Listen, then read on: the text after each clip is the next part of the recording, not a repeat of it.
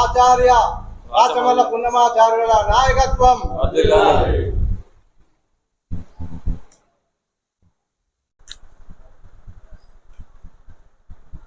విశ్వకర్మ. జై విశ్వకర్మ. నా పేరు అనిపెద్ది వేణుగోపాలాచారి. అఖిల భారతీయ విశ్వకర్మ పరిషత్ తెలంగాణ రాష్ట్ర ప్రధాన కార్యదర్శిగా వర్క్ చేస్తున్నాను. ఇప్పుడు ఆచార్య రాచమల్ల పున్నమాచార్యుల దూరదృష్టితోటి విశ్వకర్మీల వైభవం కోసం ఏం చేయాలనే ఆలోచనతోటి ఆయన మొదలు పడుతూ ఆయన ఆలోచనలోటి పుట్టుకొచ్చిందే అఖిల భారతీయ విశ్వకర్మ పరిషత్ 2000 సంవత్సరంలో స్థాపించబడింది. మన విశ్వకర్మీల వైభవం ఏ విధంగా ఈ 75 సంవత్సరాలు గత 1000 సంవత్సరాల నుంచి కనుమరుగైందో గ్రహించుకొని ఏం చేస్తే మనం ముందడుగేస్తామనే ఆలోచనతోటి ఆయన అఖిల భారత విశ్వకర్మ పరిషత్ స్థాపించి ముందుగా ఈ పరిశ్రమలు అనేటివి మన దేశానికి కానీ మన సమాజానికి కానీ మేలు చేస్తాయని గుర్తించి గాంధీజీ కలలు కన్నటువంటి గ్రామ స్వరాజ్యం రావాలంటే మన కుటీర పరిశ్రమలనే సాధ్యమవుతుంది. కుటీర పరిశ్రమలు అత్యధికంగా లాభం పొందినట్టయితే కుటీర పరిశ్రమలే మన దేశానికి వెన్నెముకగా నిలబడతాయని చెప్పేసి ఆయన గ్రహించి విశ్వకర్మీయ కుటీర పరిశ్రమలను అభివృద్ధి చేయాలనే సంకల్పంతో ఉద్యమం చేపట్టడం జరిగింది. ఆ ఉద్యమ కాలంలో గత 25 సంవత్సరాల నుంచి అనేక జీవోలు కార్పొరేషన్ ఏర్పాటు కానీ, ఎలక్ట్రికల్ డిపార్ట్మెంట్లో 4th కేటగిరీ కానీ, ఇట్లా ఆ అటవీ శాఖకు సంబంధించినటువంటి అనేక సంస్కరణలు తీసుకొచ్చిన ఘనత ఆచార్య రాచమల్ల పున్నమాచార్యులుగా దక్కింది. గత 75 సంవత్సరాలుగా ప్రభుత్వాలు కానీ లేకపోతే కులాల పేరుతోటి ఏర్పడ్డ సంఘాలు కానీ చేసింది ఏం లేదు. విశ్వకర్మీల అభ్యున్నతి కోసం ఆలోచించిన వారు ఎవరు కవరైనరు. అట్లాంటి సందర్భంలో 25 సంవత్సరాల పోరాటంలో మొట్టమొదటిగా మనం విజయం సాధించింది ఈ విద్యుత్ సబ్సిడీ కోసం. అనేక వర్గాలకు మనకు విద్యుత్ సబ్సిడీ వస్తున్నప్పటికీ విశ్వకర్మీలకు విద్యుత్ సబ్సిడీ అనేది రాలేదు. ఇప్పుడు అది 2003 సంవత్సరంలో మన పోరాటం ఫలితంగా విశ్వకర్మ ఆచార్య రాచమల్ల పున్నమాచార్యుల ఆలోచన ఫలితంగా మనకు 5 హెచ్పీల లిమిట్ తోటి, లోడ్ లిమిట్ తోటి 4th కేటగిరీకి మనల్ని కుటీర పరిశ్రమలుగా గుర్తిస్తూ ప్రభుత్వం నిర్ణయించింది. అప్పటి నుండి మనకు సబ్సిడీ కరెంటు అమలవుతున్నది. దాని తర్వాత మాకు ఆధునిక పరిశ్రమలు ఏర్పాటు చేసుకోవడానికి 5 హెచ్పీ అయితే సరిపోదని మళ్ళీ పోరాటం చేయడం ద్వారా 2013లో మనకు 10 హెచ్పీ వరకు పర్మిషన్ ఇచ్చింది ప్రభుత్వం. 10 హెచ్పీ కూడా ఇప్పుడు వచ్చినటువంటి పోటీలో అది అనేక రకమైనటువంటి విదేశీ బహుళ జాతీయ కంపెనీలు కావచ్చు, స్వదేశీ ఎంఎన్సీలు కావచ్చు, మనల్ని అణచివేసే దిశగా సాగుతున్న క్రమాన్ని మనము ముందు పడాలంటే ఇంకా కొత్త మిషన్లు తెచ్చుకోవాల్సిన అవసరం ఉంది. కాబట్టి ఆ మిషన్లను మనం అడాప్ట్ చేసుకోవడానికి కోసమే వాటికి కూడా మనకు లోడ్ కెపాసిటీ పెంచాలని గత 10 సంవత్సరాల నుంచి చేస్తున్న పోరాటం ఫలితంగా మనకి ఈ సంవత్సరం 25 హెచ్పీల వరకు ప్రభుత్వం అనుమతి లభించింది. దానికి ఆచార్య పున్నమాచార్యులకు మనం అంతా రుణపడి ఉన్నాము.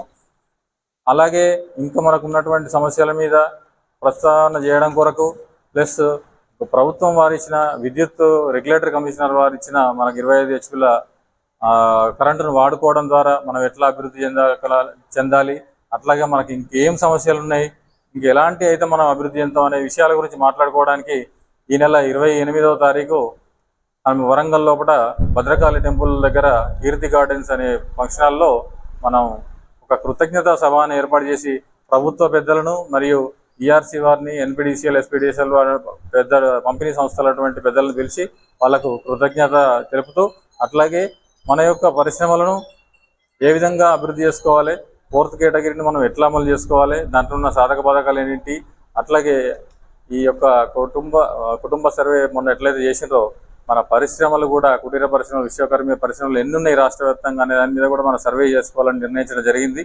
ఆ రోజు ఆ సర్వే కార్యక్రమం కూడా మనం వివరాలు అందజేస్తాం దానికి. కాబట్టి ఇక్కడ ఉన్నటువంటి సిరిసిల్ల జిల్లాకు సంబంధించి పట్టణం కానీ మండల గ్రామ స్థాయిలో అందరూ కూడా ఆ రోజు కదిలి 28వ తారీఖు మీటింగ్ సమావేశానికి వచ్చేసి విజయవంతం చేయాలని కోరుకుంటున్నాము రాష్ట్ర కమిటీ తరఫున. జై విశ్వకర్మ. కరెంటు ఎంత ప్రాముఖ్యమైనదంటే మనకు నిత్యావసర వస్తువుగా మారిపోయింది. కరెంటు లేకుండా మనం జీవించే పరిస్థితిలో లేము. ఆధునికంగా వచ్చిన యంత్ర పరికరాలకు కరెంటు అవసరము.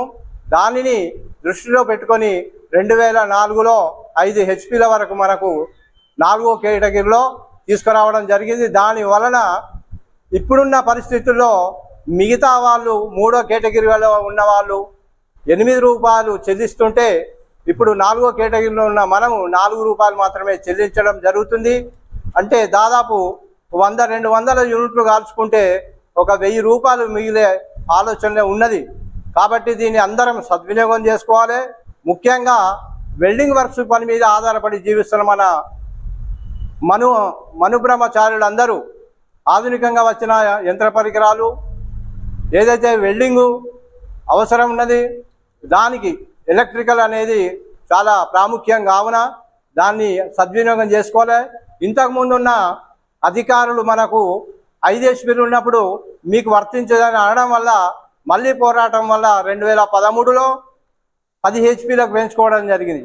ఈనాడున్న ఆధునిక పరికరాలను అనుసరించి అది కూడా సరిపోవడం లేదు, అధికారులు మనకు ఏదైతే కనెక్షన్లు ఇవ్వడం లేదు అని దాని మీద కూడా మళ్ళీ పోరాటం చేయడం వల్ల 25 HP మొన్న గత నెలలో ఇది మనకు ఇష్యూ చేయడం జరిగింది. కాబట్టి ప్రతి ఒక్కరు దీన్ని సద్వినియోగం చేసుకోవాలని ఈ సందర్భంగా తెలియజేస్తూ, మరి రాష్ట్ర ప్రభుత్వంలో అధ్యక్షుడు శివపల్లి రాజశం గారు, ప్రధాన కార్యదర్శి అనిపెద్ది వేణుగోపాలాచారి గారి మరి వీళ్ళు ప్రతి జిల్లా తిరుగుతూ అందరినీ చైతన్యపరుస్తూ మరి ముందుకు రావడం జరుగుతున్నది. ఇవాళ వీళ్ళు హైదరాబాద్ నుంచి రావడం అంటే ఎంత ఖర్చుతో కూడుకున్నదో కూడా మనం గ్రహించాలి. ఈ సందర్భంగా ఎవరిని కూడా ఒక్క రూపాయి ఆశించకుండా అందరూ ఇది మన ఇంటి పని అన్నట్టుగా అందరూ పనులు చేస్తున్నారు. మనం కూడా కొంచెం తోడ్పాటు చేసి రేపు ఇదే నెలలో 28వ తారీఖు నాడు ఏదైతే వరంగల్ జిల్లాలో భద్రకాళి టెంపుల్కు ఎదురుగా ఫంక్షన్ హాల్లో మీటింగ్ ఏర్పాటు చేయడం జరిగింది. దానికి పెద్ద ఎత్తున మన అందరం కదిలి వెళ్ళి జయప్రదం చేయాలని ఈ సందర్భంగా తెలియజేస్తూ ముగిస్తున్నాం.